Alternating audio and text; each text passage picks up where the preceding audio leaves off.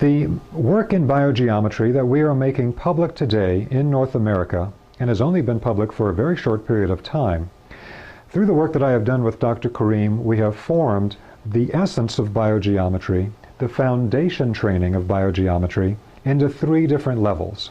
The first level is 2 days, and level 1 is dedicated to teaching the student the frame of reference that the Egyptians have in their understanding of biogeometry that make all the practical techniques possible in levels 2 and 3.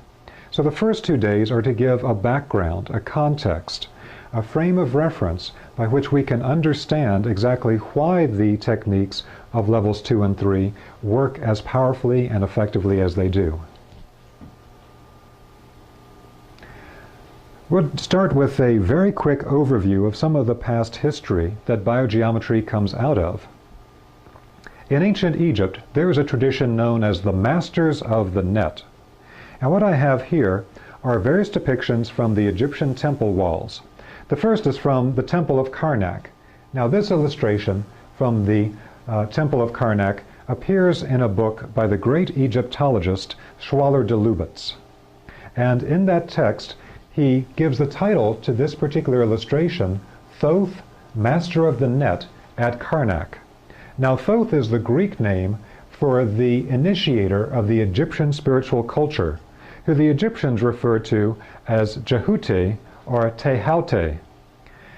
And this being of Thoth or Tehaute is shown stretching a cord. And this act of stretching a cord was a fundamental act in the Egyptian mysteries to create a sacred space, the foundation of creating a temple or other grounding of spiritual essence into the physical world. From our perspective, what we can see with that stretching of the cord that Tehaute is doing on the temple wall is that it is going from an infinitesimal point, a center which has the spiritual essence, because the spiritual world is non-physical and non-dimensional, and moving that into the dimensions of physical space, so that the stretching of the cord goes from that infinitesimal point which connects beyond space and time to the divine essences that make up the world, and then moves that out to the first dimension of space into length. And then it can move out into breadth and into depth and into the 3 dimensions that make up our physical world. So it's related to this entire mystery of how does the non-manifest spiritual world give rise to the physical world in which we live. Now this other illustration here is also in Schwaller de Lubitz's work, and what he shows here is that behind this picture that you will see on the Egyptian temple wall at Karnak is in fact a grid pattern. And in fact this grid pattern is well known to modern Egyptologists. Before they would create the illustrations on the temple walls, the ancient Egyptians would use this grid pattern to know exactly where to put the figures according to a particular canon of proportion. Now this is a very deep topic. In the work that I teach in sacred geometry, we in fact go into the background of this Masters of the Net lineage from Egypt and into the Jewish Kabbalah in Israel and into the Greek mysteries, into the New Testament, the Holy Grail, etc. For our work in biogeometry, we're only going to touch on this very briefly. But one thing that I can bring out about it for our purposes here is that the stretching of the cord, shown here with Thoth or Tehaute, creating this dimensional movement from the center into the physical world, is also related to this concept of the net. Now this concept of the net and the idea that these are the masters of the net essentially means that these Egyptian initiates are being taught that there is an invisible blueprint of energy that makes up everything in our manifest world. In different traditions around the world, they have a name for this invisible blueprint or invisible matrix of energy that is geometric in nature, has particular shapes to it, and that makes up everything in our world. For instance, in the Hindu tradition, they speak of the jeweled net of Indra. And there's also the net taught in the Greek mysteries that gave rise to the mysteries of the New Testament. But what we need to take away from it right now is simply this idea that there is an invisible blueprint of energy that the Egyptian initiates were taught to recognize and work with directly. So if we look at the third illustration here, also taken from an Egyptian temple illustration, it shows two people holding nets, and the hieroglyphs that accompany it, when we translate it into English, it says something along the lines of, these initiates are being taught how to catch and cast magic in their nets. So that the mastery of the net was the mastery of the invisible energy blueprint of our world. And you can even find in other Egyptian texts, such as the very famous Egyptian Book of the Dead, also known as the Book of Coming Forth by Day, where in chapter 153 there's a detailed analysis of the net that the initiate understands and which allows them to move through the physical and spiritual worlds with complete consciousness. So this Masters of the Net lineage, as a final summary, is teaching the initiate in the Egyptian mysteries to be able to recognize, understand, and create practical effects in our world with this invisible blueprint of energy.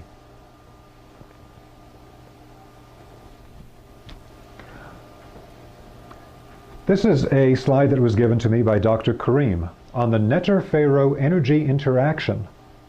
Here's another illustration from an Egyptian temple wall, and what it shows is a being that in English translations is normally referred to as a god or a goddess, but in the original Egyptian hieroglyphs, these beings, these superhuman beings, are referred to as neters, N-T-R. The ancient Egyptian hieroglyphic language did not have vowels, only consonants, such as ancient Hebrew had. So these neters, the term neter is a foundation for our modern English term nature. So that when I speak to Dr. Karim about this, what he tells me is that rather than translating this as a god or a goddess, we would more deeply understand the Egyptian perspective by understanding that these are neters, or forces of nature. They are laws or powers of nature. And the different neters all hold specific qualities of energy that the initiate then interacts with. Now, from my perspective, it's important to note that when we talk about these neters as being powers of nature, that does not mean that they are some blind, abstract force. Because in our culture, when we talk about laws of nature, it's just some type of abstract thing that just happened to arise in the physical world with no connection to consciousness, no connection to spirit. But it wasn't like that for the Egyptians. When we say that these are forces of nature, for the ancient Egyptians, these forces of nature, these neters, are fully conscious beings, and they can be interacted with in a fully conscious way. So it's important to understand that for the ancient Egyptians, there was no dichotomy between a power of nature and a conscious being.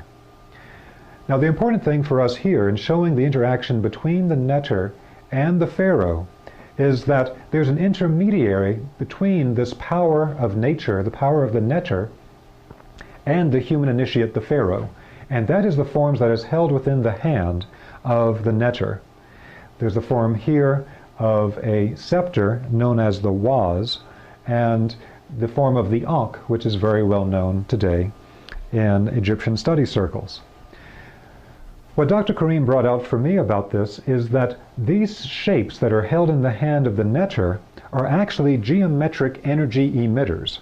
Now, what I mean by that is that the actual shape of the objects themselves give rise to precise energies through which the Egyptian initiates could interact with the forces of nature and apply them for specific purposes.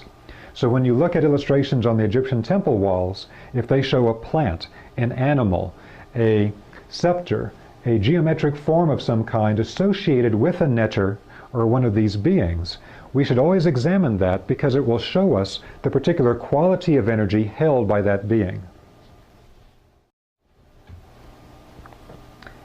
This illustration here is a photograph of what in museums throughout the Middle East and the world that have Egyptian artifacts in them, they would call this artifact from ancient Egypt a ritual object.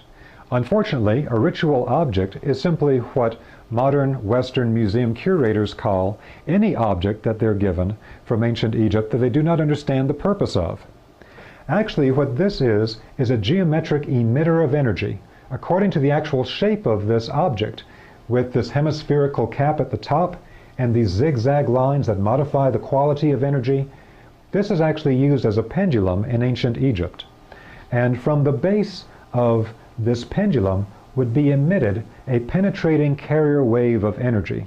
And we're going to be talking more about these principles. But it's important to understand that this exact form of so-called ritual object, this pendulum from ancient Egypt, there are artifacts of this kind at least 5,000 years old, perhaps older, and literally hundreds of these have been found and are in museums around the world. So we know that many people were trained in this science in ancient Egypt and used these things on a regular basis. And today in the Egyptian work in biogeometry, we use these types of tools as well. Now, in modern times, the term that is used primarily in Europe for this type of energy work is radiesthesia. Radiesthesia is the science of being able to detect subtle radiations or subtle energies that are primarily non-electromagnetic in nature and cannot be detected by most scientific equipment. However, virtually every spiritual tradition around the world understands the existence of these subtle energies. In the East, they might call it chi or ki or prana. It has different names in different places around the world. But these vital energies, although they cannot be detected by modern electromagnetic scientific equipment, nonetheless exist and have a powerful effect on all living beings. So radiesthesia is the term that we're going to be using, connected both to modern European work and to the ancient Egyptian science of energy. So again, we see the illustration of this particular pendulum from ancient Egypt, which is known as the Wadj. If we put it in English, it would be W-A-D-J. And then some other radiesthesia energy detection and creation tools coming from modern European work. So from ancient Egypt, the knowledge held in ancient Egypt went in multiple directions. And one place that it went is that some of the knowledge of the Egyptian radiesthesia became connected to knowledge held in certain circles in Europe in the Catholic Church. And so we see illustrations such as this. Saint Luiger, a Christian saint using Egyptian radiesthesia. In this old woodblock print of Saint Luiger, in one hand he's holding the form of a cathedral. In the other hand he's holding the form of a staff.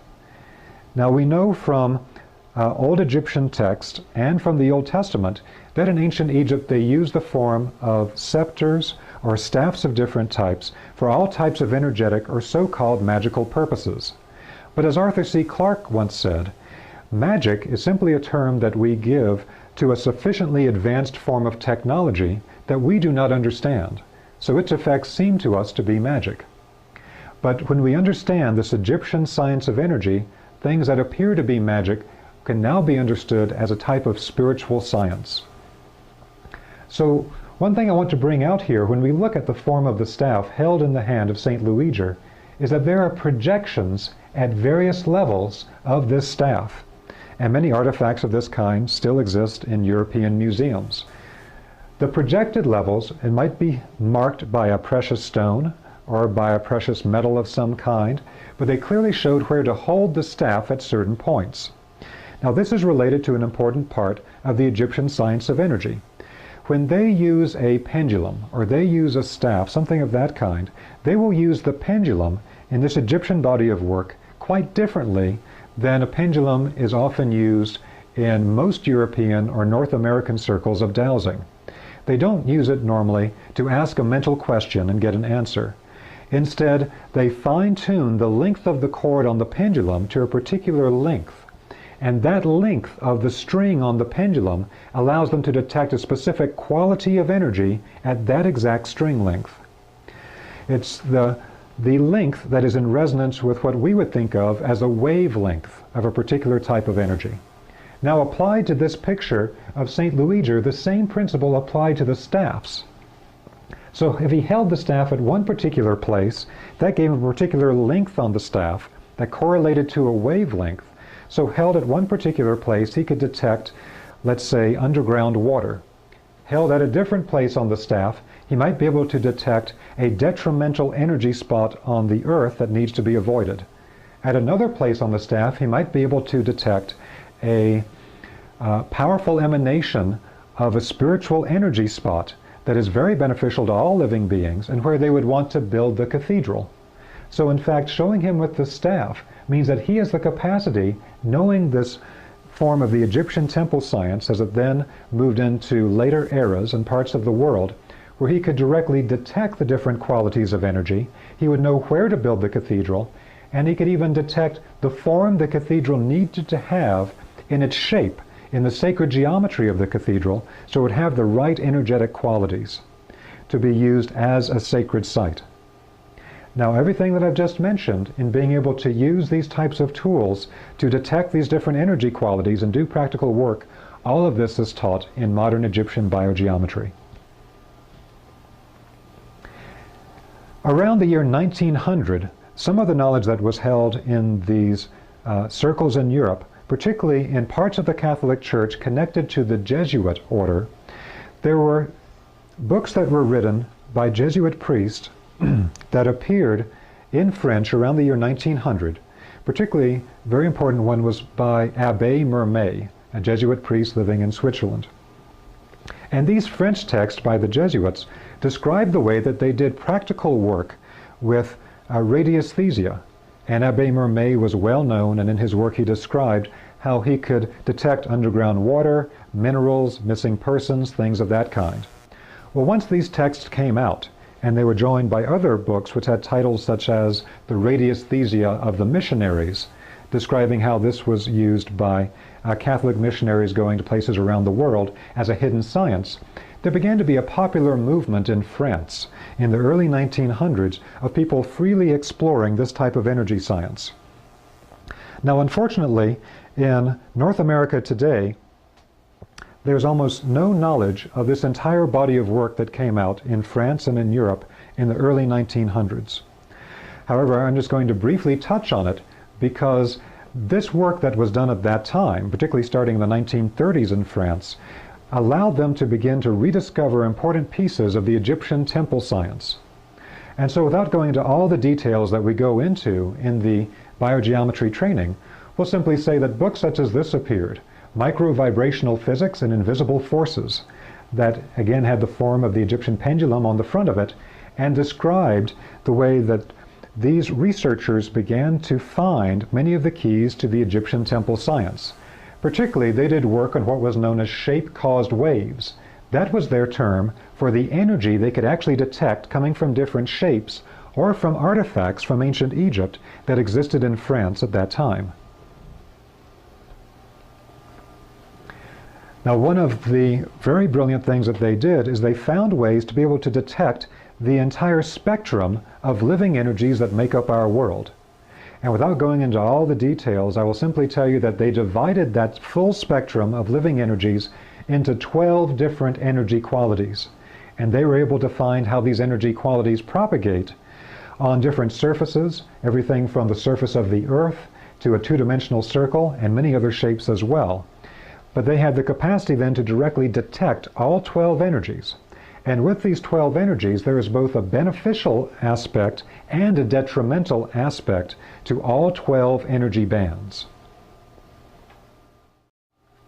Now, it's important to understand that when they identified these 12 different energy bands, each with a beneficial and a detrimental aspect to them, that they use the term of colors. The 7 colors of the visible spectrum, and then other so-called invisible colors like ultraviolet and infrared. But for our purposes, for this very brief introduction, we're not going to go into all the details of that. We simply want you to understand that the French were able to break up the spectrum of energies into 12 different qualities.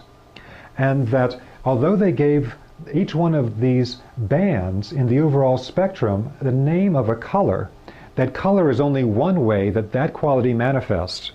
So that one particular quality in the energy band might manifest as the visible color green.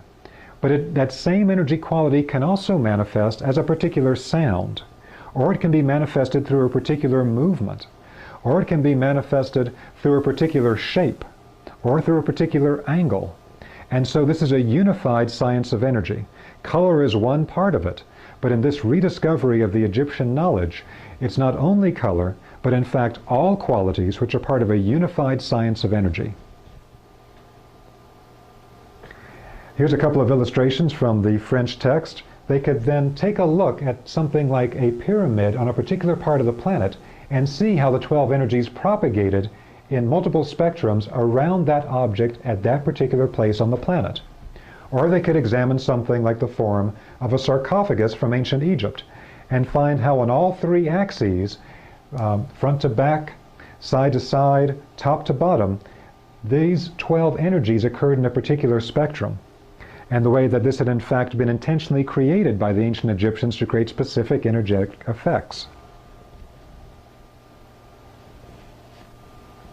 This led to the French discovery of what we can refer to as a fixed polarity geometrical emitter. Now all that means is that particular shapes were found by the French to have an emission of particular energy qualities that were very powerful, and that emission of energy was fixed in place. It did not change over time. And so two of the very important forms that they found were the form of a hemisphere or a dome, simply a sphere cut in half to be a hemisphere or a dome, or the form of a pyramid. In fact, the two are energetically identical. A dome and a pyramid have the same energetic qualities. Now, another part of this is that the French had found that out of this spectrum of 12 energies, there was one particular energy that seemed to be the most powerful and the most penetrating. In fact, this one part of the energy spectrum, which the French called negative green, for complex reasons we won't get into here, this particular energy quality they found could penetrate thicknesses of lead that could not be penetrated by X-rays. They then found that the form of the dome or the pyramid emanated from their base, this very powerful carrier wave of energy. And in fact, later on it was identified by other researchers that this is in fact a spiritual carrier wave. And the Egyptians that I work with today use that term to describe this energy quality. This spiritual carrier wave of energy can be emitted by specific geometric forms. And a little bit later in our presentation, we'll show you the way that this manifested in ancient and modern sacred architecture using the form of the dome or the pyramid as a place of spiritual initiation to create the spiritual carrier wave. The thing I want you to take away right now is simply the way the French discovered and could directly detect that certain shapes used by the Egyptians and other cultures will create specific powerful qualities of energy. And that in fact some of these qualities of energy can be used as a carrier wave to send energy and information from one place to another place. In fact, we can even go beyond the 12 parts of the energy spectrum and then find subpositions within the spectrum. For instance, there was a Russian researcher whose real name was Skariatin, but all of the books that he wrote were under the pen name of Enel. And this researcher found that within this band that the French called negative green and that we're calling the spiritual carrier wave, this very powerful penetrating energy, there was one particular energy quality that comes at a particular angle of about 6 degrees 15 minutes. And at this particular angle, you find a sweet spot within that energy band which is extremely powerful and was used in ancient Egypt in the Great Pyramid itself.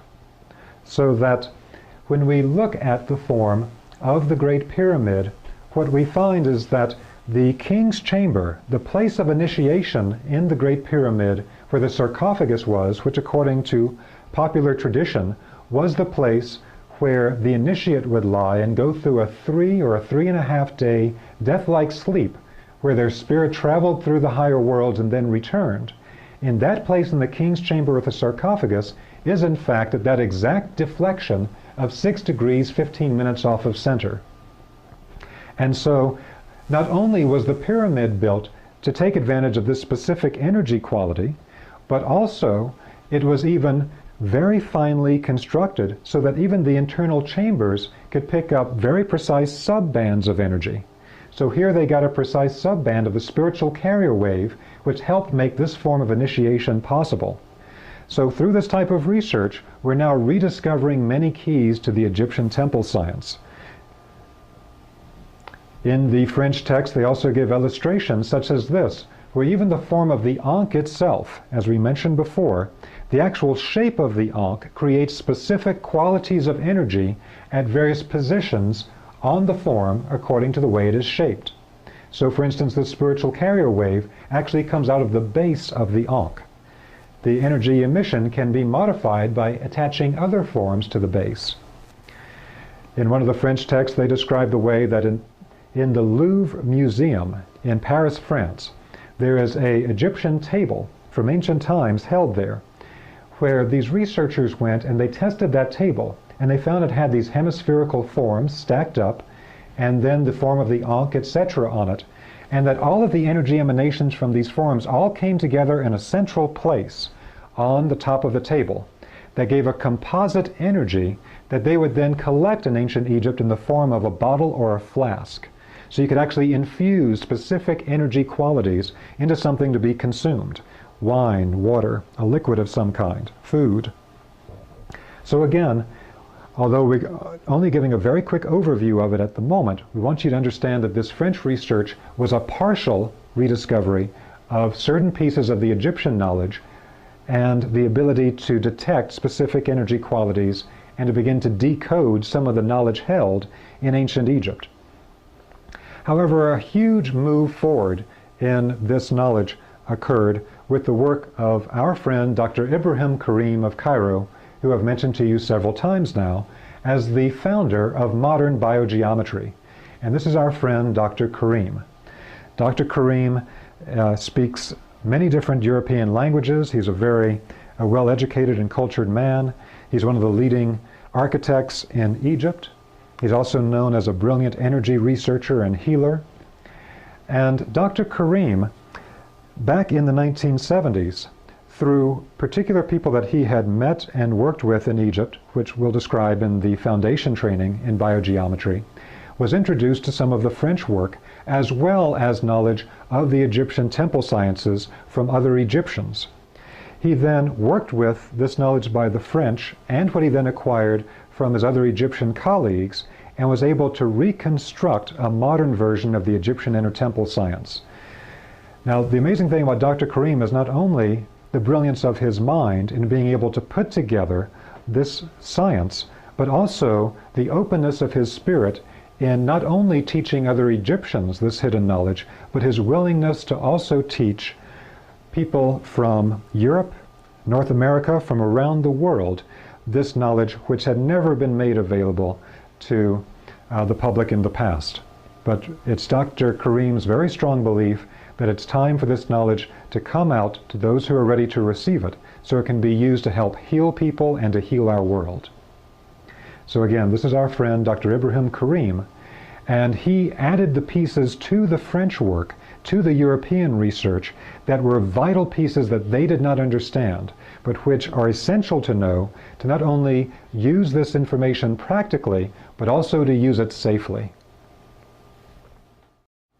So let's talk about a very important aspect that was not known to the European researchers, but which Dr. Karim has now made public, that there is a hidden key to balancing the energy in any living energy system. Could be a human being, could be an animal, could be a plant, could be the environment, it could be a building or a space. The hidden key to this are in fact three specific energy qualities, which in biogeometry are referred to as the biogeometry three, or simply as the BG3. These three energy qualities balance energy in all living systems. Now these three energies are manifestations vibrationally in our physical world that are direct links to forces in higher worlds. So in a sense we could say that these are three divine energies.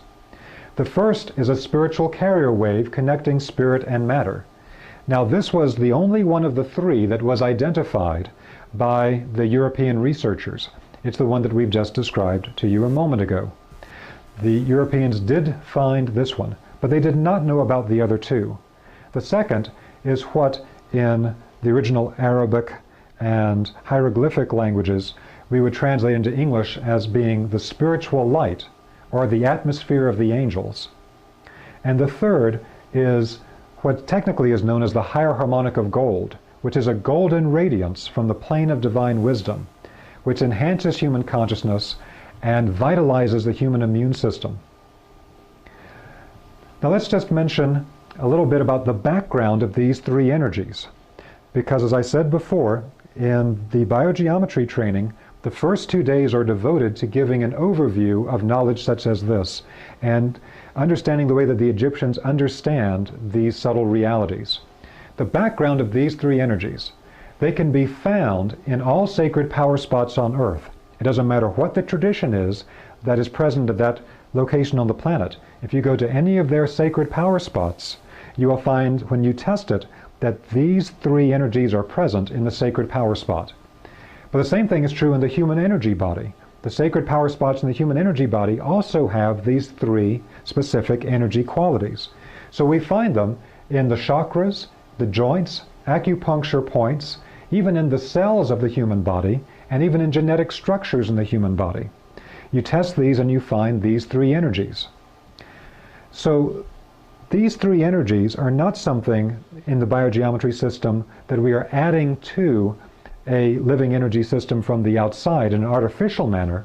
Rather, they are already the essence that nature has provided to living energy systems so that their energy is balanced and healthy.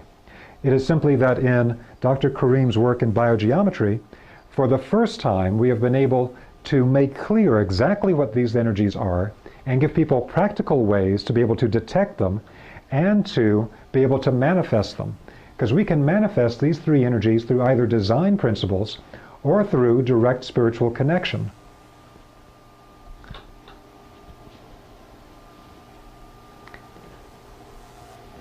Now, the first of these three energies, I'm just going to give you a quick wrap-up again of the three, because we went through them very quickly. The first one is the spiritual carrier wave. The spiritual carrier wave, as I mentioned before, was identified by the Europeans, who called it negative green, for reasons that we will describe in the foundation training. It's also linked to particular shapes or designs. For instance, the form of the dome and the hemisphere that we mentioned before. Also, certain types of design that have 7 objects or 7-fold design to them. In other words, there's an aspect of the design that is repeated 7 times. You can actually create an emanation of this energy from that design using the quality of the number 7. And there's an aspect of biogeometry that's called the quality of number. Also, it was discovered later by other researchers that this quality of the spiritual carrier wave could be found in great concentrations around the tombs of the Coptic Christian saints in Egypt, because through their constant work of prayer and blessing, they were able to go into direct resonance with this particular energy quality, and it filled their bodies. And so after death, even in their tombs, this energy quality of the spiritual carrier wave would be present, able to be detected, and it would become a place of pilgrimage for people to come for spiritual enlightenment or to be healed of various problems. It also has the effect of what's known as the incorruptible body, that the body of the person does not decay after death because of the amount of this energy that is present within their body.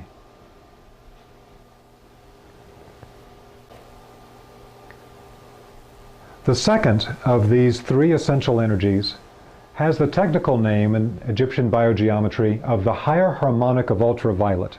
We're going to talk about the concept of harmonics in just a second. But essentially, this energy is connected to the ultraviolet range of energy in our world, but it's on a higher octave or a higher harmonic than our world. This higher harmonic of ultraviolet, as I mentioned before, if we look at some of the Arabic or Egyptian hieroglyphic terms for this energy, we might refer to it as the spiritual light, or as the atmosphere of the angels. It's understood in Egyptian biogeometry that a particular concentration of this energy has to be present for angelic forces to work strongly into the physical plane. In fact, this is one of the secrets of sacred geometry and sacred architecture. If you study the Book of Kings in the Old Testament, there are very precise descriptions, for instance, of the design of the Temple of Solomon. And it says that because of this design, the highest rank of the spiritual angelic hierarchies, known as the seraphim, could actually manifest directly into the space of the Temple of Solomon. And so by giving the correct shape to something in these places of divine architecture, the sacred temple site, you could create a concentration of this energy that they call the spiritual light or the atmosphere of the angels that allowed this type of angelic presence, this angelic visitation to take place. Now, this energy also has an energetic effect on human beings. It has the effect on human beings of creating deep relaxation and also deep revitalization of energy inside the body. I think of it as something like the concept of a deep yin qi in Chinese medicine, a deep revitalizing energy in the core energy of the body. Now, when I learned about this energy from Dr. Karima, and he taught me, just as I teach others today in biogeometry trainings, to be able to directly detect this energy and work with it, I realized I was already aware of this energy, but not within its full context. I had heard pieces about it elsewhere. For instance, one friend of mine is a woman named PMH Atwater, who has done more research into the near-death experience of children than any other researcher. And she told me that the children that she interviewed report commonly two experiences, sometimes only one, sometimes two. And that is that they say that either they saw the white light, and we've all heard about the white light in their near-death experience, or that, and sometimes in addition, they had perceived what they refer to as the dark light. Now, this dark light was nothing negative or harmful or frightening. It was simply some type of powerful spiritual energy that appeared as a dark light. And what she said was remarkable to her is that she didn't know what this dark light was. She had no frame of reference for it, but she knew empirically that the children who reported seeing the dark light were the ones that had the highest increases in IQ and psychic function after their near-death experience. Now, I also heard about this energy quality and in fact experienced it directly in doing a body of work with a French medical doctor named Samuel Sagan at the Clair Vision School in Australia. And in that school they used a technique that was an offshoot of the Kriya Yoga techniques taught in the Babaji lineage in the Himalayas. And one thing that we learned was to be able to do a particular practice, a meditation at the third eye center, in which we became aware that there was what they referred to as a dark purple light, which was the background of the spiritual plane, background of the spiritual world, that we could perceive at the third eye center as this dark purple emanation. And so I began to put the pieces together, and I understood that Dr. Karim and the Egyptians knew what this energy was that I had found out from these other sources, but they once again understood the complete context for this energy and had ways to detect the energy and work with it practically. Now, the third and final of the three energies is the higher harmonic of gold. That's the technical name for this third quality that's considered in some ways to be the most important and the most profound of the three energies by the Egyptians with whom I have discussed it. This higher harmonic of gold is the gold radiation that is shown around the head or the body of highly advanced spiritual initiates or saints in every spiritual tradition around the world. In all these different traditions you will see these religious depictions in art and in other ways that show this gold emanation around the body of the saint. And what the Egyptians make clear is that this is not symbolic, this is quite literal. This is what they call the higher harmonic of gold. And this energy is understood in Egyptian biogeometry to be an emanation from the plane of divine wisdom. And so when you find this particular energy quality in the energy field of the saint, or you can in fact find it in the energy field of any person who is doing sincere prayer or blessing at that moment. In fact, during states of prayer and blessing, you can find all three of these energy components in any person's energy field. And that's something that we explore in some detail in the training.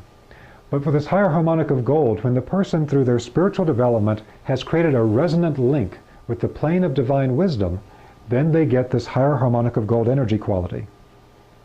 Now in Egyptian biogeometry, they know that this energy quality has a powerful effect on life functions and on the human immune system. It vitalizes the immune system, has a powerful healing effect. One thing I should make clear here is that all three of these energies come together as one totality. So that what we call the BG3, although it has three different identifiable aspects to it, come as one totality. It's like a trinity. The three are one. There are many aspects to the BG3 that are vital to being able to practically use Egyptian biogeometry. I'll just mention one sidelight of it right now, which is that there are particular shapes or movements or particular geometric patterns that can manifest the BG3, as well as prayer and blessing and many other types of practices. I'll give you just one example of this. If you see this form we have right here of the circle with the point in the center, this particular form of sacred geometry you find in virtually every tradition throughout the world. If you look at ancient Egypt, this was the form of Ra, the sun god. If you go to the Freemasons or the Rosicrucians, they'll say this is the symbol of the Godhead. If you go to astrology, they'll say it's the symbol of the sun. If you go to alchemy, they'll say it's the symbol of gold. The reality is that there's an energy connected with this shape that is connected to all of those things.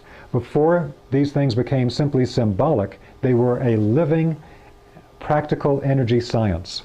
So one thing we do in the foundation training is we'll give someone just the form of a circle, and we'll teach them how to be able to directly detect the BG3. And then we'll say to them, you test this circle and you tell me where you find the BG3 in this form. And they always find the BG3 as a strong emanation in the exact center of the circle. So this form of sacred geometry that is normally described symbolically is actually a teaching diagram that shows you where to find the BG3 in a particular form. In fact, any circular movement will manifest the BG3 energies in its center. And one of the great sayings of biogeometry from Dr. Karima is that the center is a transcendental gateway beyond time and space. We have many ways to access and leverage the energy of the center in Egyptian biogeometry. I'll give you one very simple example. We use a form, many different forms in biogeometry to create specific energies, and one that we call the L has this form here. It's as if you had a right angle and you took out the right angle and instead gave it a quarter circle. So this is not present. If you test this form, it will give you an emanation of the BG3. And then you can use this particular pattern for practical work to create these beneficial energies or to transmute harmful energies into beneficial. Again, there's so much more about this that I'd love to go into detail on with you, but in the time we have to move on to a particular illustration connecting this idea of the BG3 to ancient Egypt. Now, I need to make clear that this concept of the Biogeometry 3, that everyone who does the biogeometry training learns firsthand, is a living reality that they can directly detect and work with after the training. This information was never made public until the work of Dr. Ibrahim Karim. You will not find any other public source that reveals the secret of the BG3. But you can find in the Egyptian mysteries the proving that they knew this energy once you're aware of it. I'll give you an example. In the Egyptian mysteries, there is a neter known as Sechmet, a lioness goddess. And she is associated with this particular object that we described before as the Waj. This emanates from its tip this spiritual carrier wave. So that, in fact, what they're saying in the Egyptian mythology is that the goddess Sechmet, the neter Sechmet, is connected to this form and to this energy. Now, one thing about it is that in the Egyptian mysteries, they say that Sechmet, if she is in a benevolent mood, will be the best spiritual guide and protector you ever had.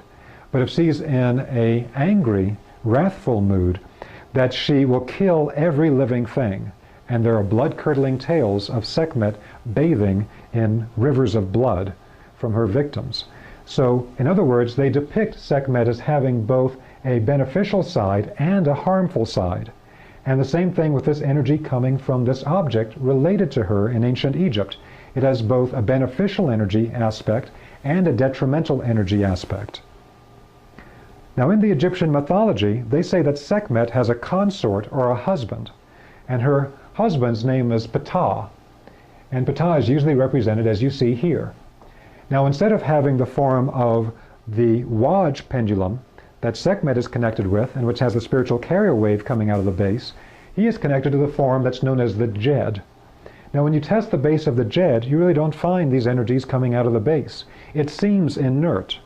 But there's a mystery hidden here, because in the Egyptian mythology, they say that the union of Sechmet and Ptah gave rise to a child. So in the Egyptian mythology, they describe the way that the union of Sechmet and Ptah gave rise to a child whose name was Nefertum. Now, the name Nefertum means something like the beauty or the fullness of creation. Now, the interesting thing about it is that just as in the mythology, when Ptah and Sechmet are united and they create the fullness of nature, the fullness of creation, so if you take the object that is associated with Sechmet, the Waj pendulum, and you connect it, you unite it with the form of the Jed, and you put the two together, then when you test the base of it, you get all of the BG3 energies from the base. In other words, there is an energy science that is encoded in the knowledge in the Egyptian mythology. And we use this particular energy form today in biogeometry as a way to emanate the BG3 from its base. So this is to illustrate for you this concept that in the Egyptian mysteries they knew how to create the BG3 and work with these energies very precisely. However, we have simply lost that key until Dr. Karim with his biogeometry has brought that information back to us. So what we've been describing so far is just a very quick and, to be honest, quite superficial overview of what is in the first 2 days of the biogeometry training, the level 1 training. Now let's talk about the level 2 training. The level 2 training lasts for 3 days, and it is devoted to giving the student practical hands-on skills in detecting, measuring, and manifesting the most beneficial energies. And that includes learning how to transmute detrimental energies into beneficial. So after the student understands the framework that we're working in the first 2 days, then the rest of the training is hands-on work to do practical things for the rest of one's life. Very important concept for this practical work is the concept of resonance. Resonance is normally described in terms of sound. So that, for instance, there's often the description of the way that if you get 2 tuning forks that have the same shape or are tuned to the same frequency, and you strike one, by bringing it next to one that is not struck, the second one will also begin to vibrate. In other words, there will be a resonant connection between the first tuning fork, which is vibrating, and the second, which has not been struck, but with the same energy quality to it, the resonance will also allow it to vibrate. In other words, vibrations can be linked between things that have a similar energy quality. It's an absolutely essential concept in Egyptian biogeometry. Our awareness can help to bridge these energy qualities and to link them together. And this type of resonance can be established between similar shapes, similar sounds, similar movements, etc. However, we need to also understand that in this Egyptian science we can also link together not only similar shapes, sounds, etc., but a shape with a sound with a color with an angle, etc. We can link together all of these powerful qualities in resonance. The other very important thing to understand is the concept of harmonics, which we're going to simply describe very simply here as being the way that particular energies will reappear time and again at higher and higher levels, at higher and higher spectrums. So if we look at this in terms of musical theory, if we look at a piano keyboard, we have the 7 notes of the musical scale, from C up through B, and then C reappears. Then you have the 7 notes of the musical scale repeated, and then they repeat again and again and again. Now, these 7 are energy qualities, and so those energy qualities repeat again and again and again on the piano keyboard.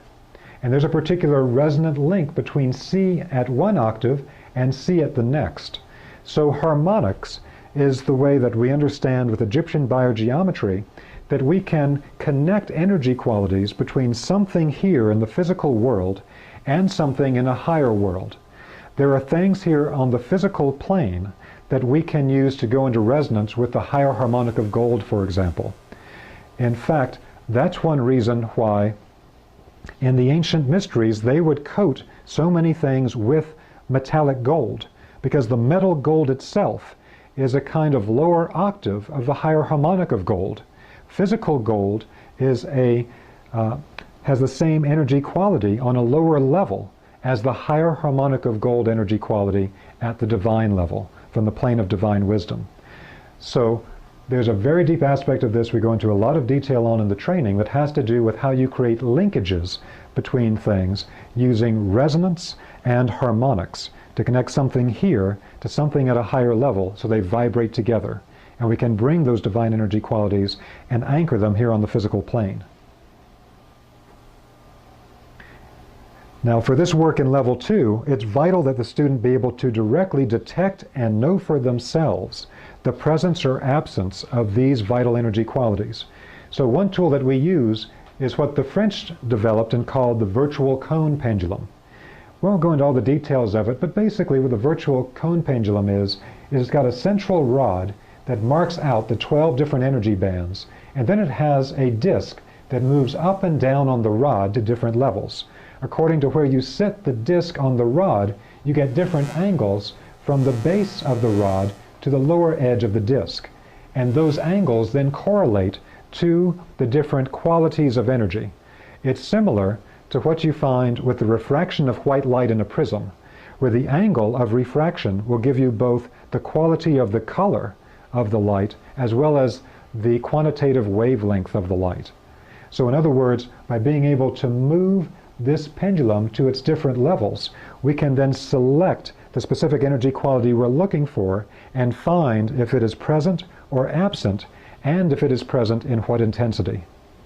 So all students learn to use this for very practical means. Now, in the application of this knowledge in level 2, one very important thing that we learn is what in biogeometry we refer to either as geometric alchemy or as energy alchemy, transforming detrimental energies to beneficial. This is a cartoon by Ibrahima that shows the way that the alchemist, in the transmutation of, let's say, lead into gold, of a physical substance into a different physical substance, is actually able to then work with these energy qualities that we're describing, like the higher harmonic of gold, to such a degree they can create a physical transmutation of the element. Now that type of work takes a long time and a very thorough training. And from Dr. Karim's perspective, that transmutation of the metal into gold is a kind of graduation exercise for someone who has gone very deeply into this body of work. However, with Egyptian biogeometry, we can do this type of alchemical transmutation at an energy level in a way that people can learn within the 7 days of the foundation training itself. Everyone who leaves the 7 days of the training is able to create these types of energy alchemical transmutations so that the energies in a particular space for a person, etc., can now be full of the BG3. And so it can have what the Egyptians referred to as the quality of the gold energy present at all times. And there's deeper spiritual aspects of this as well, where the person's heart connects to the plane of divine wisdom, the heart connects to the pineal gland, etc., but it goes beyond our discussion in this short introduction. So one way that we apply this knowledge of energy alchemy is to transmute detrimental energies to beneficial. So I'll give you 2 examples of things that we really focus on in the foundation training to give people practical skills. One is that it's well known to people in dowsing circles, and there have in fact been multiple scientific studies done primarily in Austria and Germany since the 1930s that show that there are particular lines of energy on the surface of the Earth that where these lines of energy cross, these are detrimental energy lines that are referred to as geopathic or toxic earth energy lines or zones. And where these toxic earth lines cross, you have a very detrimental energy formed at their crossing. So what we have here is an illustration from a European text showing that where the lines cross, the tree that is positioned there has something like a cancerous tumor, from the detrimental energy it is exposed to. And the German studies beginning in the 1930s showed the exact same thing was true for human beings, that when human beings sleep over these toxic energy crossings, that they also will develop tumors, cancer, various types of disease and illness, just the way that we see it on the tree. And so it's very important to be able to find a way to detect these toxic lines and to work with them. Now, in most forms of dowsing in North America and Europe today, they try to block the lines. But the Egyptians, and what we do in biogeometry, we approach it differently.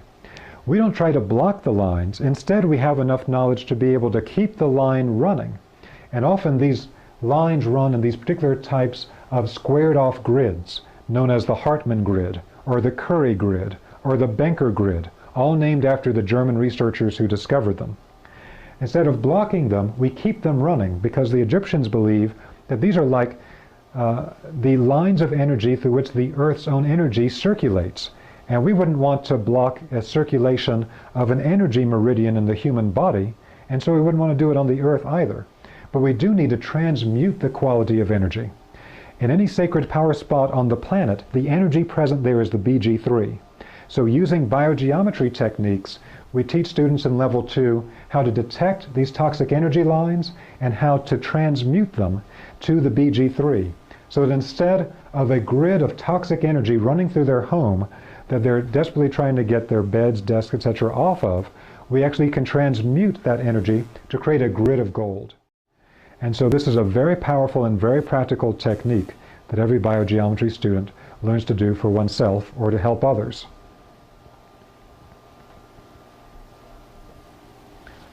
Now, another aspect of this that is extremely important, and one of the reasons why this knowledge is being given out today after it's been held secret for so many thousands of years, is that we also teach people how to transmute electronic devices and, in fact, all electromagnetic energies from detrimental energy into beneficial. And so, during level 2, we will show you how to directly detect the detrimental energy from electromagnetic sources of all types. Doesn't matter what type of electromagnetic detrimental electropollution it is. We can detect it and we can transmute it so that the problems people are having today with being bombarded by the toxic energies of our modern technology, we can now transmute that to a beneficial energy quality. Very important part of the biogeometry work. In fact, Dr. Karim has told me that one of the reasons that he is so active today in getting the work out to the public is that it's absolutely vital we begin to transmute all the electromagnetic pollution that we're surrounded by today into beneficial energies. There's another part of level 2 where we show you how to work directly with geometric forms, which sometimes can have both beneficial and detrimental energy, and to fine-tune the shape of the form so it has only the beneficial energy. And I'll just briefly touch on this. If you go to Egypt and you look at the 3 pyramids at Giza Plateau, you might not notice that all 3 of the pyramids have a ½ degree indentation down the center of the 4 faces. Now, if you see it from a plane, often it's much clearer that there is that indentation down the center of the faces. This indentation is known to Egyptologists, but they have no idea why it exists. Now, it was extremely hard to build the pyramids in the first place. How much harder would it be to create this indentation line down the center of the 4 faces? And why do it? Well, the reason that we show students in level 2 is that if you detect the energy of an uncorrected pyramid, out of its base you get both beneficial and detrimental aspects of this spiritual carrier wave.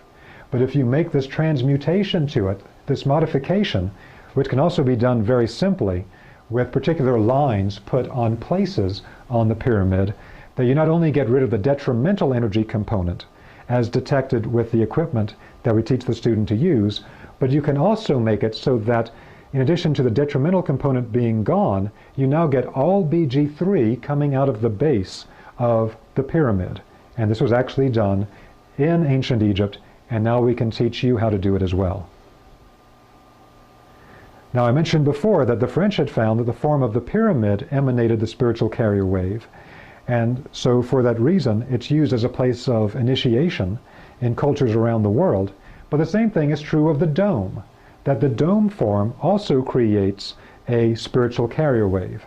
And there's also methods by which the dome, which is used in the last 2,000 years primarily instead of the pyramid, for the exact same purpose of creating the spiritual carrier wave that connects spirit and matter, there are particular ways that we can work with it to get rid of the detrimental energy component and to create a BG3 emanation from the particular shape. And again, that's material that we go into at level 2. Another aspect of this work, when we try to describe it to the public, one of the ways that we often describe it metaphorically is it's something like an Egyptian version of Feng Shui.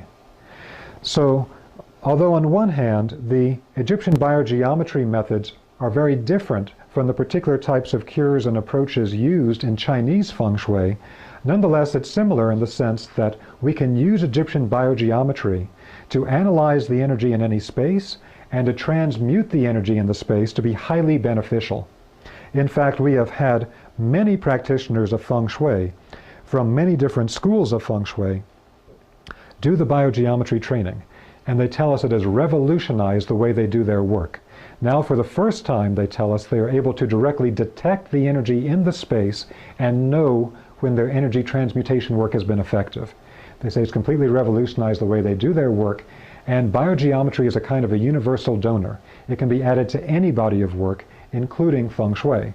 So we can energy balance any location, and we can create a spiritual power spot at any location. Now the methods for this are many and varied. So I'll just touch briefly on a couple of them that we deal with in level 2. One is something called color placement, which can also be object placement. To make it very brief, what we find is that we can take any object, or we can take any color, and within the enclosed confines of any location, let's say a particular room, for example, in that particular room, I can go along the walls of the room, and by testing the energy, I will find one place in that room where I can put a specific object or a specific color, and it will create an emanation of the BG3 energies powerfully throughout the entire space. Now again, this is not a set Feng Shui type of placement idea. In other words, it's not like this object goes in the northeast corner. In biogeometry, we don't have that type of concept. We do everything according to direct testing of the energy. It's not abstract, it's direct testing of the energy so that we find exactly where that object or that color in that particular space gives us empirically exactly the beneficial energy that we need. So this is a very important and fundamental aspect of the Egyptian energy balancing of locations. Now when I say we use color, this can be done very subtly. It's all a matter of precision. So that, for example, instead of putting up like a big swath of color in one particular location to create a BG3 emanation, I can even take a tiny dot of color, like I would use to code file folders, little sticky dots of color like I would get at an office supply store. And I can stick it up at a location, and if the location is correct, from it being at that location in the room, it'll create a strong emanation of the BG3 through the entire space. I could even put it on top of the lintel, so you can't even see it when it's placed. When properly done, biogeometry modifications can be completely invisible, but the energetic effect is profound.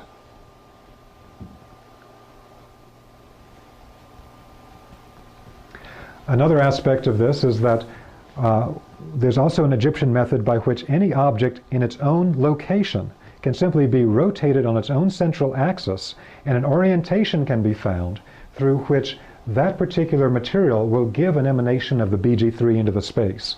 So as one example here, these tiles in an Egyptian apartment are being tested and put at the correct alignment, orientation on the floor, so that now all these tiles will give BG3 from the floor up. So again, once we understand these principles, we can apply them many different ways. There's also ways that we can use specific angles to create strong emanations of beneficial energy. Just like we have a particular angle on this form here that is then often put to help benefit plants, or it can even also be used in the house. We give many different manifestations of this type in the training. As we get into the deeper aspects of it, as I mentioned before, the work we do in biogeometry can be invisible, but the energetic effects can be profound. As one example, there was a biogeometry energy balancing done by a biogeometry practitioner named Michael Keith in an expensive Manhattan apartment. And it was covered by one of the leading interior design magazines in the United States called Veranda. And in this article, called Biogeometry Calm, they showed pictures, and for the untrained eye, you would never pick out the biogeometry corrections to the space. And the person that wrote the article said that, I don't really understand anything they did in this space, but I do know that the second that you walked into the apartment, you could feel it. In fact, I brought a friend with me who was a very, very loud and somewhat abrasive person, and as soon as he walked into the apartment, he began to whisper, which was unprecedented for him. So the energy is extremely palpable when it has been energy balanced. Another form that we teach people to use is related to the concept of the gate in ancient Egypt. This is a hieroglyphic set from ancient Egypt that literally means the gate, like a spiritual gateway. And in the level 2 training, we go into more detail about the different pieces of it that go into a spiritual gateway, and we have the students at their tables actually create the proper gateway form and show them how to align it to create a strong emanation of the BG3. Then we have the final level, Biogeometry Level 3, which is 2 days, and it's devoted to analyzing and balancing the human energy body, primarily using the system known as biosignatures. And we also teach biogeometry design principles, so that you can do hands-on design work, whether it is architecture, interior design, graphic design of any type, you name it. Anything that has a design element to it can be given beneficial energy qualities through the techniques that we teach at level 3. And so at level 3 we go through all these different principles and show you how to hands-on apply them for whatever the design project is that one is working on. I'll just very quickly show you some of the projects that have been done in Egypt. This is one project that was designed by Dr. Karima in Egypt as a resort on the Red Sea. And in fact, everything inside the locations emanate very strong beneficial energies according to the application of these concepts. Dr. Karima is himself a practicing architect. Now, another important part of this work in level 3, in addition to all of the design knowledge that we impart, is working directly with the human being, balancing and healing the human being at all levels, physical and subtle bodies. Let me tell you just a little bit about it. It's a very deep and profound aspect of the work. We can use geometrical resonance for healing. Now, one thing that's understood in biogeometry is that the way that energies move create specific functions. So what in China they might call qi, or in India called prana, living vital energy, runs through the human body and runs into all of the organs and systems of the body, and as the vital energy runs through the systems of the body, it creates specific movement patterns. These are three-dimensional geometric movement patterns that have the particular effect of creating a function based on the shape that the energy is moving in. They're originally three-dimensional, but they can be simplified down to a two-dimensional shape. That two-dimensional shape contains the information of the function from the three-dimensional energy movement pattern. And so there's a system that we teach at level 3, which is very profound, called biosignatures, in which we give the student hundreds of biosignature patterns, and they can then test themselves or any other person for what energy circulations are not in the correct flow pattern in the body, and then give them the correct energetic information to restore that flow pattern. Now, a very important principle comes into play here: energy, shape, and function. So the meaning of this is that what we understand in biogeometry is that energy needs to be told what function to perform, and it gets told what function to perform by the shape that it moves into. So energy into shape equals function. So instead of seeing biosignatures as just these squiggly lines, understand them rather as the movement of energy in a particular pattern to create a function in the human energy body. And so when we look at the anatomy of the human body, the lungs, the kidneys, the liver, etc., all have specific patterns of energy movement in them, which give rise to particular functions. So for instance, these are a few biosignatures for the spine. It's very important for me because when I began working in biogeometry, I'd had a very severe car accident and a lot of damage to my neck and spine. And I had a lot of pain and a lot of immobility because of it. After working for a short period of time with Dr. Karim, he had identified a set of biosignatures that I needed, and my quality of life was dramatically improved almost immediately. Now, one thing that we always say in biogeometry is that we make no medical claims, and we also make clear that the results of biogeometrical work for any particular person is unpredictable. Every person has their own unique energy system. But this system of biosignatures can be extremely powerful and profound for many people, finding the correct pattern of energy movement to create a specific energetic effect. So in working with these particular biosignatures, we actually give students hundreds of biosignatures to work with at level 3. And there are many different types of biosignatures.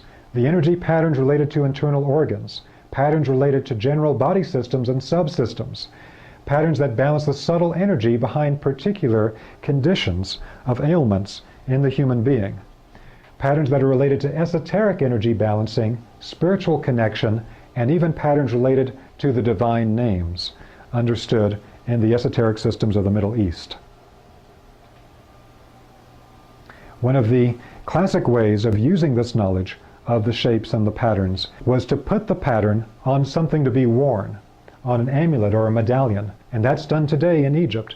These are examples of some of the biosignature medallions that we import from Cairo today and which we make available. This is an early version, and this is one of the modern versions of it, where on this side we have patterns related primarily to energy functions in the human body, and here we have patterns related to spiritual aspects and spiritual functions. Now, there's been quite a bit of testing of biogeometry for establishing its effect on living energy systems. And one thing that they did is they used infrared testing in biogeometry in one particular project, and they were able to show that there was a significant alteration to the human infrared energy of the body when wearing different biogeometrical shapes, medallions, pendants, or pendulums.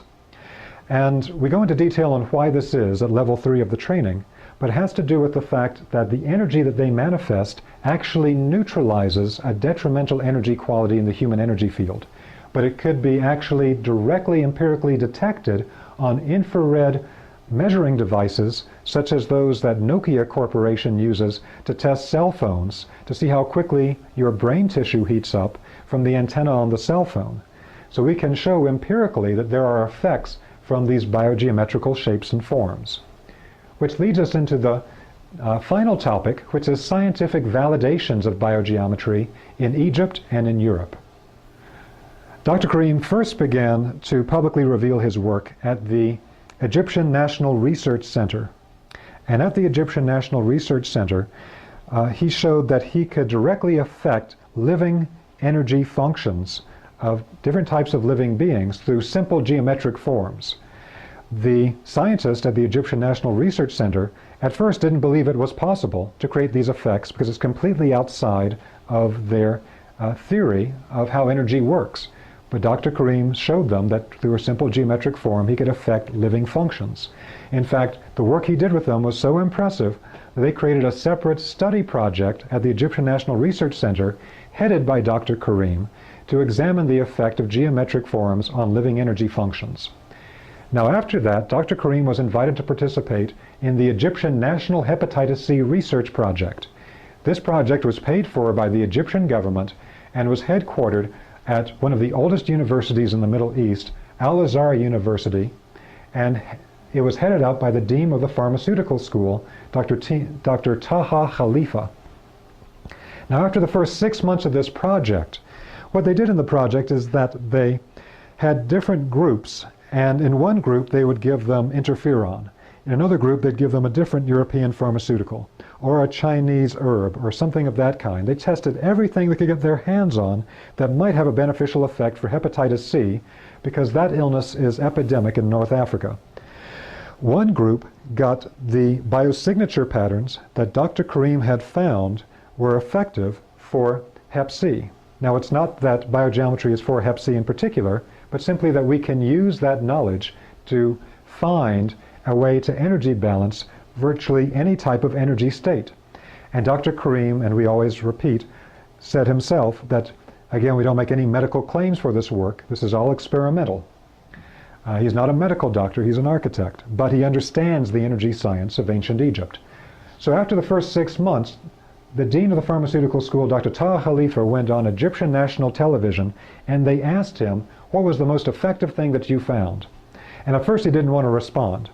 But then he came out with it and he said, out of everything that we tested, by far the most effective, with an average 90% normalization of enzyme levels in the people in that group, was the biosignature patterns from Dr. Ibrahim Karim. And it was far beyond the second most effective thing studied in the project. And he said they were going to examine this much further because they could not account for it according to their knowledge of modern medicine, how this could possibly have worked, but nonetheless it was the most effective thing they found. They even had people on that television program in Egypt come up who were part of the group that were given Dr. Karim's biosignatures, and they actually showed their blood work and showed that their blood work was completely clean of hepatitis C. Now, Dr. Karim often will caution that we have to be careful about this. We always want to back it up, and again, we're not making medical claims. And we have to be careful too that people that have done this type of work have to make sure that their homes are energy balanced and that their lives are in balance so that they don't have other problems come up. But the result of this project was so overwhelming that Dr. Karim became a kind of celebrity overnight in Egypt. People began to pursue him on the street, asking for healing on the spot. He had to put a sign on his door at home saying, "This is not a clinic." And he was actually given his own television show, which has run through multiple seasons, and the name in Arabic translates to "God grant me more wisdom," where he teaches in this television show how to do energy balancing for oneself. But this work really put him on the map. And it then gave rise to other projects, because some people said that, well, Dr. Karim is a hypnotist. Somehow he's able to create a placebo effect in human beings. So they said, well, then let's try the exact same types of techniques on animals and on plants. So they did so.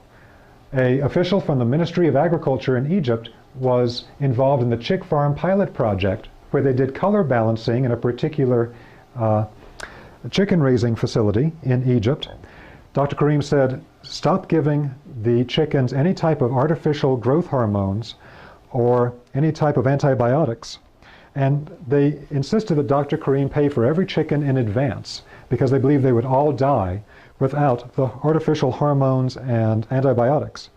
Dr. Karim energy balanced it to be full of the BG3, and not only did the chickens not die, but they grew faster and healthier, and their conversion of food into meat was much higher, and in addition to that, when they were slaughtered, the meat of the chickens was now full of this beneficial BG3 energy. So a very positive outcome from testing the effect of this on animals. And there have been other projects too that we won't go into today on testing the effects of biogeometry on animals in various studies in Europe. But they also did work studying the effect of biogeometry energies on plants. So one particular project was done with a professor from an agricultural university in Holland. And once again, they stopped giving the artificial fertilizer to the crops, and they stopped giving any pesticide. And again, they said this is going to be a disaster. But Dr. Karim said, no, I'm going to compensate for that by instead using biogeometrical energies that surround the place of the growth of the apples. And that's exactly what they did. And so the result of it is that at the end of the project, once again, the apples that were grown without the artificial fertilizer and without the pesticides grew faster and healthier. They had no problems with pests because they were so vital. And after being kept for a month in a heated apartment, the control apples that were grown normally are already beginning to rot and decay. but those of the same, picked at the same time, the biogeometrical field apples are still fine. They haven't begun to decay at all. And this is believed by the Egyptians to be extremely important, because what it means is that we can create a supercharged form of organic agriculture that will keep the produce healthy for a longer period of time, because right now we're being told we need to irradiate our fruits and vegetables and things like that so that they last longer at the supermarket. But what Dr. Karim says is that's actually killing the life function in the produce. Instead, with the biogeometry, we're supercharging the life function in the produce. And we can get by without this type of irradiation. In fact, the nutrient count on this is much higher than in conventional agriculture. One of the most remarkable projects was an experiment done on the Red Sea, where an Egyptian engineer, Adel Amar, in May 1998, invited Dr. Karim to come to where they were growing crops by the Red Sea.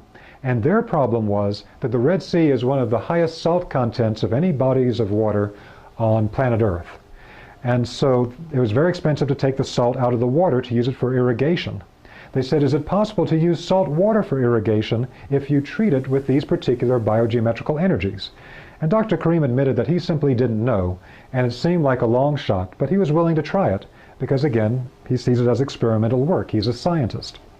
And so what they did is that they had 3 control groups, and in one they had sweet potato that was grown normally with fresh water. In one, it was given salt water direct from the Red Sea, and another, it had salt water from the Red Sea, but they used containers that were shaped according to biogeometrical principles so that the water was infused with the BG3 energies. Still salt water, but infused with BG3 energy. Now, the remarkable result of this 2-month experiment was that with the salt water, it didn't grow at all, it just shriveled up. With the fresh water, it grew normally. But with the salt water that had run through the BG3 emitters to pick up the BG3 energy, it actually grew once again faster and healthier and larger than that with the fresh water. And Dr. Karim told me that he thought this was remarkable himself. It really showed him that he believes that the biogeometrical energies that we're working with are actually primary above the chemical constituents of the water. Again, this is all experimental research, but it's incredibly promising for what we can potentially do on a mass scale with biogeometry. So with all of these remarkable experiments going on, bits and pieces of information about biogeometry began to come out to the outside world. So there was an article on CNN.com, Egyptian architect says designs can heal the sick. Then one on abcnews.com, geometric medicine, Egyptian architect sees power in patterns. There's a news report from Reuters News Service picked up by multiple outlets that described directly Dr. Karim's work and that had quotes from multiple people describing the incredible effects that biogeometry had had for them and particular ailments and problems that they had. So as this work began to get out to a larger public, again, Dr. Karim is very well known in his own area, but not as well known in Europe or North America. But again, some releases of information such as this began to lead to more people knowing about his work. Dr. Karim was trained as an architect in Switzerland, and he spends part of the year in Switzerland. And at one point, a fellow came to him from a Swiss town of Hamburg and said that they have put a cell phone tower close to the ground in the center of Hamburg in the belfry of a Roman Catholic church, and it is having such detrimental effects that the entire town is having health problems. Can you please come help us? So Dr. Karim went to the site to Hamburg to see if he could help. What he found was that every animal that could leave the city had left. Those that couldn't leave, that were caught in pens, were having all types of health problems. The animals were having miscarriages. When they were slaughtered, they had all types of tumorous growths on their organs. Some people living in the city were having such severe problems with chronic fatigue and other types of ailments that many of them were living in their root cellars because the amount of radiation coming off of the cell phone tower in the center of town was simply too much for them to be exposed to. In a couple of days of having access to the site, Dr. Karim had transmuted the energy using the techniques that we teach in the Biogeometry Foundation training, and the result was so immediately noticeable. People came out of their root cellars and began to live normally again. Their headaches had stopped, their various energetic problems had ceased.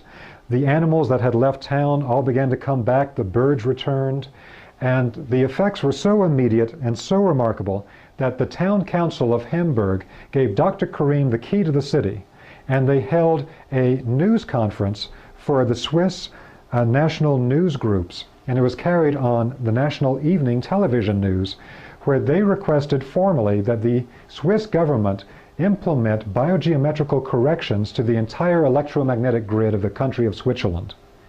And if you go to Dr. Karim's website today, which is www.biogeometry.com, which is out of Egypt, but it's in English, he describes phase 2 of this project that they're just about to start right now with the Swiss government. So again, here's another research project, and now we're seeing that we have shown that biogeometry can have tremendous effects in getting rid of the problems of electromagnetic pollution. So again, this master key of science from biogeometry is being explored and applied in multiple ways around